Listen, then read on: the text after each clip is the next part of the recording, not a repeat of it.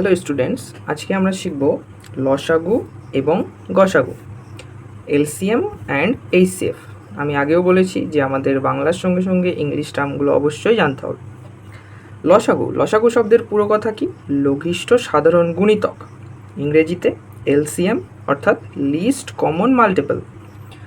তারপরে গসাগু, পুরো কথা গরিষ্ঠ সাধারণ গুণনীয়ক, ইংলিশে এইচসিএফ অর্থাৎ লিস্ট কমন ফ্যাক্টর।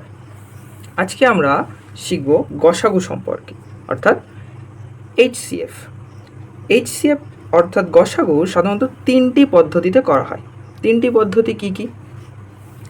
উৎপাদকে বিশ্লেষণ পদ্ধতি বা প্রাইম ফ্যাক্টরাইজেশন, ভাগ পদ্ধতি অর্থাৎ লং ডিভিশন মেথড, সংক্ষিপ্ত ভাগ পদ্ধতি অর্থাৎ শর্ট ডিভিশন মেথড। তাহলে প্রথমে চলো দেখা যাক উৎপাদকে বিশ্লেষণ কিভাবে করে, প্রাইম ফ্যাক্টরাইজেশন। এখানে প্রথম এক্সাম্পলে 12 এবং 18 যদি উৎপাদকে বিশ্লেষণের সাহায্যে গসাগু বার করা হয়, তাহলে 12 এবং 18কে আমরা আলাদা আলাদা করে মৌলিক উৎপাদকে বিশ্লেষণ করব। তাহলে 12কে ভাঙলে 2 দিয়ে, 6 দুগুণ 12, 2 দিয়ে, 3 দুগুণ 6, 3 একে 3, 18কে ভাঙব 2 দিয়ে, 9 দুগুণ 18, 3 দিয়ে, 3 তিরিকে 9, 3 দিয়ে, 3 একে 3। এবার 12কে ভাঙলে আমরা পাচ্ছি 2, 2, 3, 1। তাহলে 2 গুণ 2 গুণ 3 গুণ 1। এবং 18কে ভেঙে আমরা পাচ্ছি 2, 3, 3, 1, 2 গুণ 3 গুণ 3 গুণ 1। এখন অতএব নির্ণেয়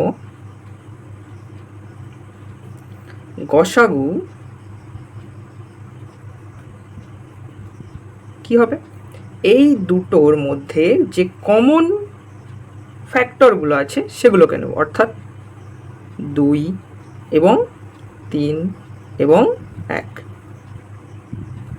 তাহলে গসাগু কি হবে? 2 গুণ 3 গুণ 1। তাহলে 3 দুগুণে 6, 1কে 6। এবার যদি 3টে সংখ্যা থাকে তাহলে কি করতে হবে? একই রকমভাবে 3টে সংখ্যাকেই ভাঙতে হবে। তাহলে 28কে যদি ভাঙি 2 দিয়ে, 14 দুগুণে 28, 2 দিয়ে, 7 দুগুণে 14, 7 একে 7। 35কে যদি ভাঙি 5 দিয়ে, 5 7 35, 7 দিয়ে, 7 একে 7। 49কে যদি আমরা ভাঙি 7 দিয়ে, 7 7 49, 7 একে 7। তাহলে প্রথমে 28কে ভেঙে আমরা কি কি পেলাম? 2 গুণ 2 গুণ 7 গুণ 1। 35কে ভেঙে কি কি পেলাম? 5 গুণ 7 গুণ 1। 49কে ভেঙে কি কি পেলাম? 7 গুণ 7 গুণ 1। তাহলে নির্ণেয় গসাগু কি হবে? তাহলে এই তিনটের মধ্যেই যে কমন থাকবে সেটাকে নিতে হবে। তাহলে তিনটের মধ্যেই কমন কে আছে? এখানে তিনটের মধ্যেই কমন আছে 7। তাহলে নির্ণেয় গসাগু সমান সমান কি হবে? 7। চলে আসি নেক্সট পদ্ধতি, ভাগ পদ্ধতি অর্থাৎ long division method. Long division মেথডে একটা উদাহরণ দেখা যাক। কি আছে? 27 এবং 63 এদের ভাগ পদ্ধতিতে গসাগু নির্ণয় করো। তাহলে ভাগ তো আমরা সবাই করতে পারি। তাহলে বড় সংখ্যাটিকে ভাগ করব ছোট সংখ্যাটা দিয়ে, অর্থাৎ 63কে আমরা ভাগ করব 27 দিয়ে। তাহলে 27 দুগুণে 54, কি পড়ে থাকে? 9, আর যাচ্ছে না। এরপর কি হবে? এই 27 যেটাকে দিয়ে একটু আগে ভাগ করলাম সেটা এখানে চলে আসবে। এখন 27কে ভাঙতে হবে 9 দিয়ে। আবার বলছি, যেখানে 27টাকে দিয়ে প্রথমে ভেঙেছিলাম সেই 27টা চলে আসবে এখানে, এবং এই 27টাকে ভাঙতে হবে 9 দিয়ে। তাহলে 3 9 27 মিলে গেল, অর্থাৎ নির্ণেয় গসাগু কি হবে? নির্ণেয় গসাগু হবে 9। আমাদের উত্তর গসাগু 9। যদি এমন 3টে সংখ্যা থাকে তাহলে প্রথম দুটোকে আগে নেব, তার মধ্যে যে বড় তাকে ভাগ করব প্রথম সংখ্যাটাকে দিয়ে। তাহলে 25 একে 25। এখন এই 25টাকে আবার ভাগ করব 10 দিয়ে। 25টা এখানে আসলো, আগের নিয়মের মতো সেম। 25কে যদি এখানে আনা হয় তাহলে 10 দুগুণে 20, কে থাকলো পড়ে? 5। তাহলে এখন 5কে দিয়ে আবার 10টাকে আবার এখানে নিয়ে আসতে হবে, আবার 5 দিয়ে 10কে ভাগ করতে হবে। তাহলে কি হবে? 5 দুগুণ 10। প্রথম দুটো কমপ্লিট হলো, এখনও পড়ে আছে 45।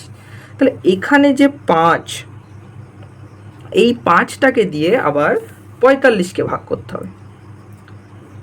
5টাকে দিয়ে আবার 45কে, 5 9 45।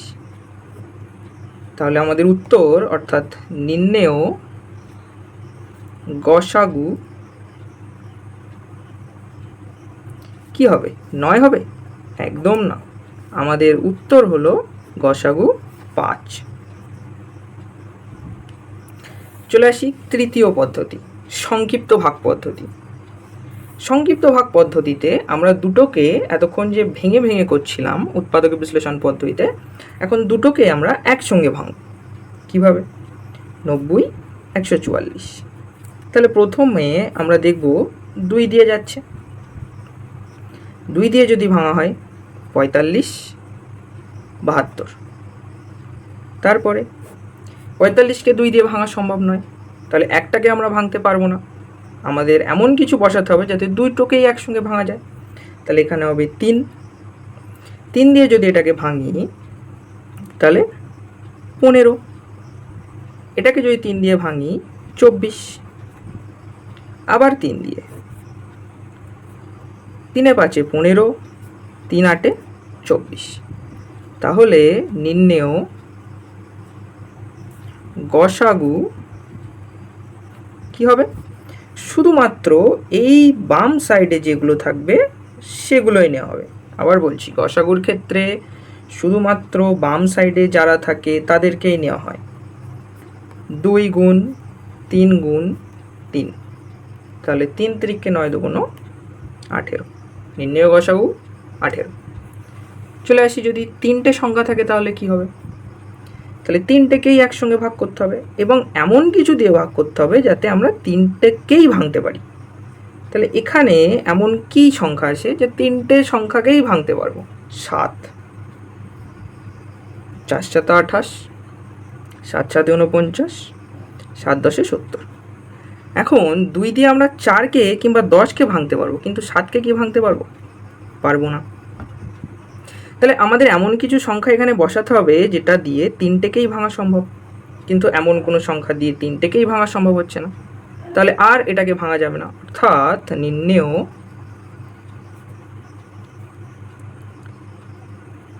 গসাগু সমান সমান হবে শুধুমাত্র বাম দিকে যে আছে অর্থাৎ 7। এটা অ্যান্সার। আমরা পরের পার্টে লসাগু সম্পর্কে জানব। ভালো লাগলে চ্যানেলটা ফলো করে নেবেন। Thank you.